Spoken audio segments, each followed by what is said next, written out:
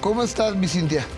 Pues ahorita que estoy aquí, pero todavía no entro allá, pero que sí me están viendo allá, estoy nerviosa, muy nerviosa, porque la gente me habla de estrategias, y tienes que agarrarte la cocina, y ya sabes que a mí eso como que no me hace muy feliz.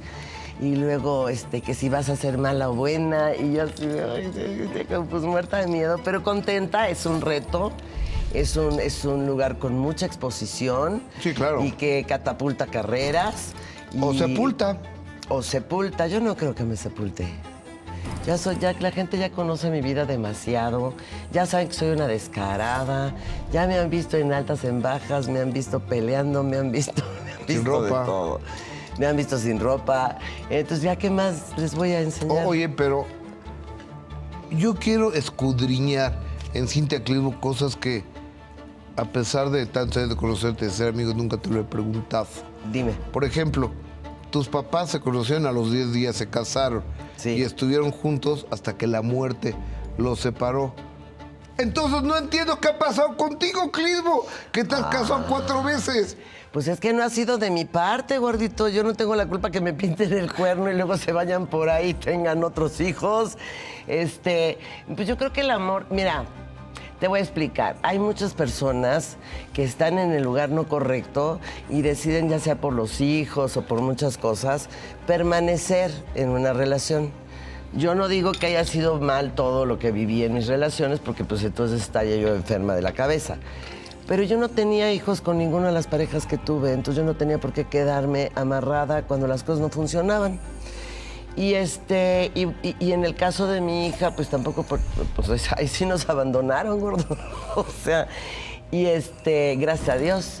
Y ahorita, pues después de 6 años, estoy en una relación que la verdad estoy muy contenta, estoy muy feliz, me tienen mucha paciencia, me aman mucho y además es un hombre con oficio y beneficio, entonces pues eso me hace muy feliz. Ok, ahorita llegaremos a tu estado actual sentimental, pero veo, Cintia, que tienes 3 hermanos. 3, sí. Sí, y tú eres la única que se dedica a esto. ¿Por qué te dedicas al ambiente artístico si no había una correlación familiar en esto? Nunca lo hubo. No, mi mamá fue bailarina de folclore y mi mamá en las embajadas en los países que vivíamos, ella se encargaba de toda la parte cultural de las embajadas mexicanas. Y, por ejemplo, mis 2 hermanos fueron bailarines de folclore y todo, pero mi hermano le hubiera encantado ser actor, pero era hijo de un danés en una época donde bajo ninguna circunstancia tú vas a ser un ejecutivo, no le dieron chance. Mi hermana, pues a la fecha ya ganó varios concursos en Canadá de cuento, escritora, Ingrid. Y mi hermana Elizabeth, ella sí le gustaba la decoración, pero ella sí fue así de, yo me quiero casar y voy a ser ama de casa y me voy a encargar de mi esposo y de mis hijos, Elizabeth, que tú conoces. Y ha sido una mujer muy feliz porque eso era lo que ella quería ser mamá y tener sus hijitos y ser ama de casa. Y yo, pues ya tuve la oportunidad llegando a México. Mi mamá me llevaba a Bellas Artes. A los 9 años, ¿no? Llegas. Sí, y me llevaba a ver el Templo Mayor. Bueno, todavía no existía la Koyolzowski, el Museo de Antropología. Y yo empecé a ver toda la cultura mexicana. Me leía antología poética. Entonces, en vez de cuentos, a mí me leían poesía. Mi mamá fue una mujer así como que también una artista medio frustrada, ¿no? Porque pues en esa época te casabas y se acababa todo. Y cuando vino la oportunidad de entrar a la audición de la Escuela Nacional de Danza, mi mamá me agarró de la mano y me llevó. Y ahí empezó mi vida artística y se lo agradezco muchísimo, muchísimo. Pero vámonos un poco más para atrás. La muerte la conoces de primera mano. Sí. A los 8 años cuando tu papá fallece. Sí. ¿Cómo recuerdas el fallecimiento de papá? Ay, pues es que ya le había dado un infarto a mi papá. Entonces mi papá empezó a hablar de eso todas las noches, que es que a preparar a la familia. Entonces sí fue muy angustiante, porque si yo me muero, acuérdate, Licha, que vas a tener dinero tú, Edward, tienes que encargarte de tus hermanas. Entonces yo muy aprensiva con mi papá, me tuvieron que poner mi cama en la recámara de mis papás porque yo no lo soltaba. Entonces cuando mi papá se murió era algo que todos esperábamos. Entonces mi papá se fue a Dayton, Ohio, a una cumbre de la compañía con todos los presidentes de Latinoamérica, el presidente general. Y ese día hubo un aterrizaje forzoso y yo creo que eso dejó a mi papá muy tenso. Y pues en el hotel se murió. Entonces fue muy raro porque las cenizas de mi papá llegaron hace como 10 años que las recogieron mis hermanos. Entonces, nunca vimos cadáver, nunca vimos nada. Nada, mi mamá y lo dejó. Qué mala. Lo dejó allá en el crematorio y hace poco que lo recuperamos. ¿Y por qué lo dejó? Pues ¿Alguna le preguntaste a tu jefa? Porque mi papá de pronto tuvo una historia medio de ojo alegre, entonces mi mamá no se lo perdonó y entonces dijo, "Ay, que se quede". Y ahí lo dejó. De coraje, pues era jarocha. Bueno, mamá jarocha se vengó. Y ahí lo dejó. ¿Tú crees? Y te dolió, me supongo, todas las muertes Sí. duele. Y más a los 8 años y más de un papá. Sí, mucha gente piensa que a esa edad no te acuerdas. Yo me acuerdo de muchos años antes. Mi papá era un gran papá. Nosotros no andábamos en fiestas, nada. Mi papá siempre era la familia reunida, era un hombre muy serio.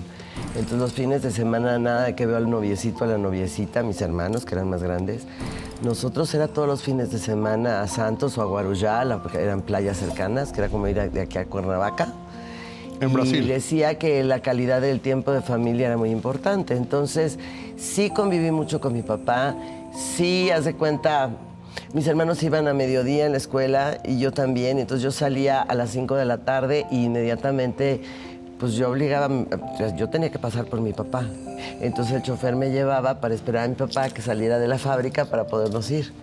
Entonces, sí, yo era muy pegada. Luego tuve mucha culpa, porque tenía prohibidos los chocolates y mi papá me mandaba a mí a comprárselos, entonces a escondidas. Y entonces cuando se murió yo decía, por mi culpa yo le di chocolates, ¿no?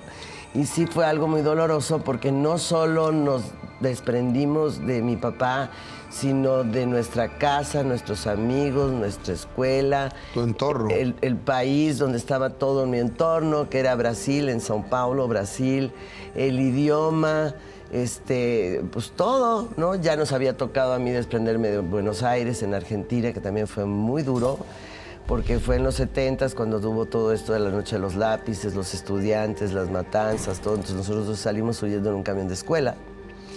Y después, pues otra vez mi papá por eso era tan unida a la familia, porque mi papá lo mandaban de país en país, entonces nunca sabías a los cuántos años o te iban a cambiar de país, ¿no? Y cuando mi papá se murió ya le habían dicho que nos íbamos a Escocia. ¡Ay, hubiera yo estado en la Compañía de Londres! Pero no es cierto. Llegamos a México y la verdad es que yo veo este país, lo vi por primera vez desde los ojos de una niña extranjera.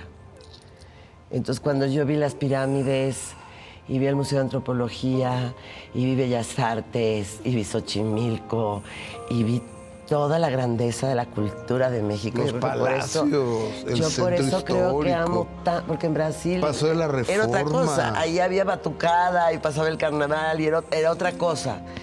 Pero yo nunca había visto un país con tanta historia en toda mi vida. Entonces a mí sí me impresionó muchísimo. Por supuesto, el paseo, el castillo de Chapultepec. ¡Qué belleza! Flaquito. Entonces, para mí sí, México ocupa un lugar muy especial. Soy súper patriota, demasiado. O sea, yo sí soy de las que lloro por México. Pues yo creo que porque llegué a conocer a mi abuelita, a mis primos. Yo no tenía como una raíz. Y entonces sí me arraigué, pero bien a México.